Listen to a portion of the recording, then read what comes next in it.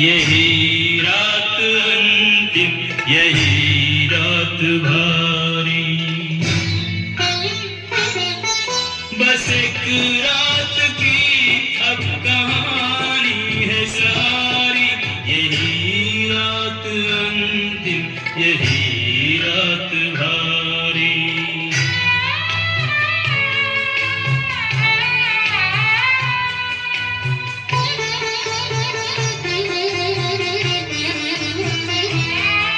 नहीं बंधु बांधव न कोई सहायक, अकेला है लंका में लंका का नायक।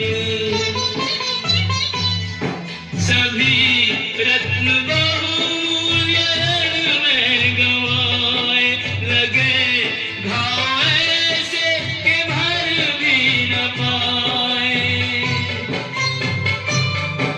दशानन इसी सोच में जागता है कि जो हो रहा उसका परिणाम क्या है।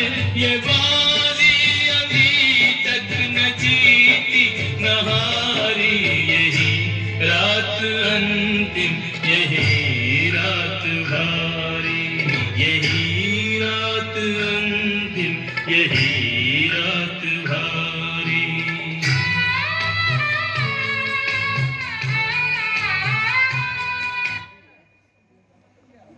मेरे सुख सारंग ये कभी गलत नहीं कर सकते। मेरा इंद्रजीत मारा गया, वो मेरे समान बलवान था। वो मुझसे कहा करता था, पिताजी पिताजी, जय शंकर, आप वचन दीजिए किसका सर लाना है, मैं आपके लिए ला दूंगा। एक बार वो 10 साल की उम्र में इंद्र ने जब मेरे बारे में अपशब्द मेरे पीछे गए थे, मेरे सामने नहीं गए थे, तब उसने इंद्र से बात को छीन कर ले आ दिया था। वो मेरा बेटा था। मेरे कारण, मेरे मानसिक अवस्था के कारण जानकी के चक्कर में मेरा अक्षय कुमार चला गया, मेरा कुंभकर्ण चला गया, मेरा इंद्रजीत चला गया। एक बाप के लिए उसके पुत्र की मृत्यु पर रोना अत्यंत आवश्यक होता है, लेकिन मैं इतना बदनसीब हूं कि मैं रो भी नहीं सकता। एक पुत्र मेरा इंद्रजीत चला गया, यदि मैं रोने लगा तो ये पूरी लंका अनाथ हो जाएगी। इसे लगेगा कि इसका राजा रोने लगा, और जिस राज का राजा रोने लगी वहां की सेना तो ऐसे ही हार जाएगी। मुझसे बदनसीब तो कोई हो ही नहीं सकता कि जानकी, हाँ जानकी ग्राहक बनी मेरे कन्हैया लाल की, वो सबको एक एक करके खाती चली गई। जानकी के बारे में मंदोदरी ने उचित कहा था, वो कोई आम स्त्री नहीं है, उसके प्रति प्रेम का भाव त्याग देना चाहिए, लेकिन उसने मेरे पुत्र को खा लिया।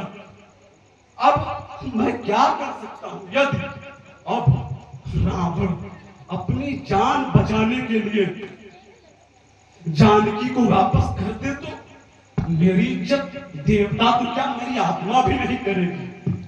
महादेव, तुम मुझसे बदला लेना चाहते हो ना, मेरे कर्मों का दंड देना चाहते हो मुझे, ये चाहते हो कि मैं अकेला रहता हूं, दरबार में मेरा कोई ना रहे।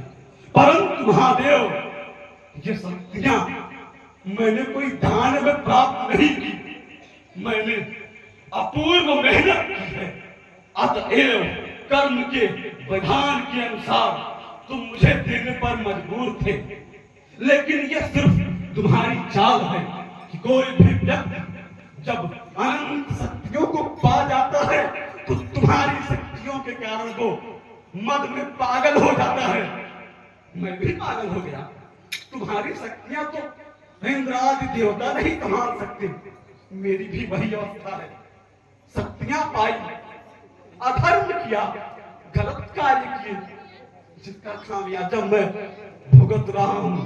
परंतु अगर तुम्हें लगता है कि उस राम के कारण जो दिन रात तुम्हारे सामने हाथ जोड़े बैठा रहता है, उसकी मदद के लिए तुम मुझे हराना चाहते हो, सबक सिखाना चाहते हो, तो मैं ये बता देता हूं महादेव कि मैंने जिस दुख के साथ, जिस सुख के साथ उन शक्तियों का उपभोग किया, उसी गर्व के साथ रावण यह तकलीफ भी भोगेगा, सजा भी भोगेगा।